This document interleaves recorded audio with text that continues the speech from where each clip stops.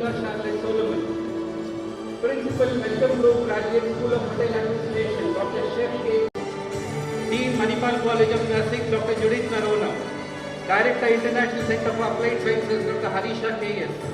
Dean, Malacca Manipal Medical College, Dr. Ullas Kaman. Warrior. Director, Manipal School of Architecture and Planning, Dr. Nandini Ramadevi. Director, Prasanna School of Public Health, Dr. Helmut Brand. Director, TAFI Institute Management, Professor Madhu Veeraraghavan. Director, Manipal Institute of Technology, Bengaluru, Dr. Jagannath Korodi. Director, TAFI Management, Deputy Registrar Technical, Dr. Preetham Kumar. Deputy Registrar Health Sciences, Dr. Guru Prasad Rao. Joint Director, MIT, Dr. Somshekhar Bhatt. Associate Director, MIT.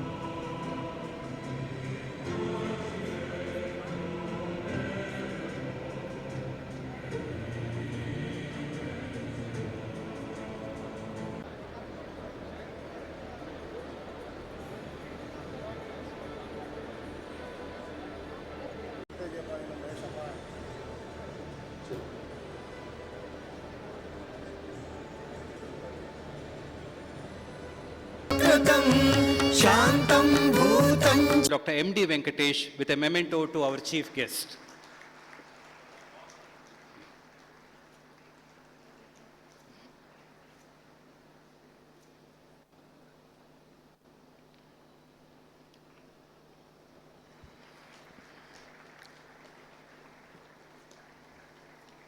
Mr. Himanshu.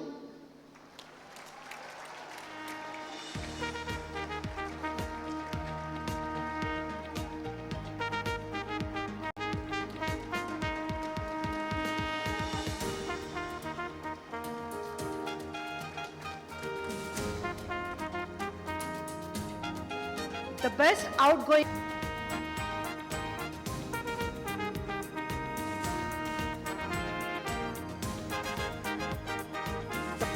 outgoing student from the Manipal Institute of Technology.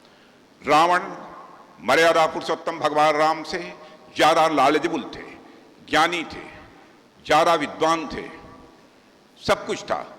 Ravan भगवान राम से ज्यादा धनवान थे, यानी rich थे। भगवान राम से ज्यादा बलवान भी थे, ताकतवर थे। मृत्यु पर विजय का उन्हें वरदान प्राप्त हुआ था। लेकिन मेरे नौजवान साथियों, भारत में ही नहीं, सारी दुनिया में हमारी संस्कृति को, हमारे धर्म को मानने वाले लोग वह रावण की पूजा नहीं करते हैं, बल्कि आजीवन मर्यादाओं का पालन करने वाले मर्यादा पुरुषोत्तम भगवान राम की पूजा करते हैं। क्योंकि सदैव उन्होंने विवेक का परिचय दिया। लंका पर विजय प्राप्त करने के बाद भगवान राम ने स्वयं लंका पर शासन नहीं किया, बल्कि रावण के उत्तराधिकारी को ही लंका का शासन उनके हवाले कर दिया था। इसलिए नॉलेज के साथ साथ जीवन में विजडम की सबसे बड़ी आवश्यकता होती है। इसीलिए एजुकेशन हमारी प्रोफाइल, सीवी या बायोडाटा का ही नहीं, बल्कि हमारे जीवन का एक अंग होना चाहिए। अब यह बात भी साबित हो चुकी है। पाइथागोरस थ्योरम, लोग मानते हैं मिस्टर पाइथागोरस ने कभी इस थ्योरम को दिया था, लेकिन सच्चाई यह है कि पाइथागोरस से 300 इयर्स बिफोर इस थ्योरम को देने का काम यदि किसी ने किया था, हमारे यहाँ के बोधायन ऋषि ने यह थ्योरम देने का काम किया था। आज भी वह संस्कृत में हमको उपलब्ध है। साथियों, यहां मैं नेशनल एजुकेशन पॉलिसी 2020 का जिक्र करना चाहूंगा। नेशनल एजुकेशन पॉलिसी 2020 का ऑब्जेक्टिव ट्रेडिशनल और मॉडर्न नॉलेज के माध्यम से हमारी युवा पीढ़ी को ग्लोबल सिटीजन बनाना भी है। और किसी भी राष्ट्र के निर्माण में युवाओं की एक बहुत ही अहम भूमिका होती है। तो देश की प्रोग्रेस के लिए सबसे वैल्यूएबल एसेट यदि कोई होता है तो उस देश का नौजवान ही होता है। हमारे माननीय प्रधानमंत्री नरेंद्र मोदी जी के 5 ट्रिलियन इकोनॉमी के लक्ष्य को हासिल करने में यह भारत का नौजवान एक अपना मेजर कंट्रीब्यूशन दे सकता ही नहीं, बल्कि देगा। मैं पूरी तरह से कॉन्फिडेंट हूं। हमारे यूथ की एनर्जी, हार्डवर्क और डेडिकेशन के चलते हमारा देश नई ऊंचाइयां छू रहा है और दुनिया के एक ताकतवर देश के रूप में तेजी से हमारा देश आगे बढ़ रहा है। अब आप सभी ने अभी हाल में ही मॉर्गन स्टैनले की रिपोर्ट देखी होगी। इस रिपोर्ट में कहा गया है कि लगभग 5 साल और बस 5 साल, विद इन 5 ईयर में हमारे देश की इकोनॉमी दुनिया की टॉप 3 इकोनॉमीज में होगी, यह मॉर्गन स्टैनले ने कहा है।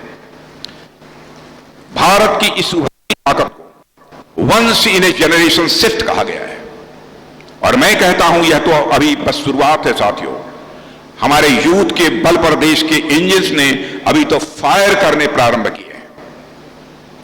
मैं आश्वासित हूं 2047 तक जो हमारा भारत आज दुनिया की टॉप 5 इकोनॉमीज में है, 2047 आते आते भारत की सबसे बड़ी इकोनॉमी या टॉप इकोनॉमी किसी की होगी, हमारे भारत की होगी। इस विश्वास के साथ हमारे नौजवानों को काम करने की जरूरत है। और मैं तो यह मानता हूं कि अभी तो यह देश अपने पंखों की आजमाइश भर कर रहा है।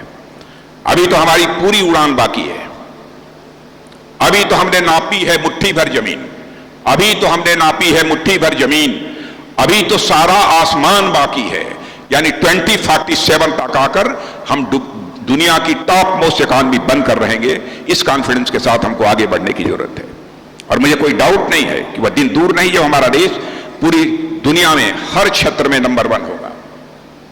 और मुझे कहते हुए गर्व की अनुभूति होती है कि दुनिया के बड़े फोरम्स पर आज भारत की बातें ध्यान से सुनी जाती हैं। आप सबको भी जानकारी होगी, पहले इंटरनेशनल फोरम पर भारत कुछ बोलता था तो दुनिया भारत की बातों को गंभीरता पूर्वक नहीं लेती थी, लेकिन आज इंटरनेशनल फोरम पर भारत कुछ बोलता है तो सारी दुनिया कान खोलकर यह सुनती है कि भारत बोल क्या रहा है। यह भारत की हैसियत बढ़ी है। पूरी इंटरनेशनल कम्युनिटी में भारत की प्रतिष्ठा बढ़ी है, भारत का कद बढ़ा है। और एक क्षेत्र है जिसकी मैं यहां चर्चा करना चाहूं, टेररिज्म जैसे इशू पर भारत ने दुनिया को लीड किया है और अपने पक्ष में समर्थन जुटाने में सफल रहा है।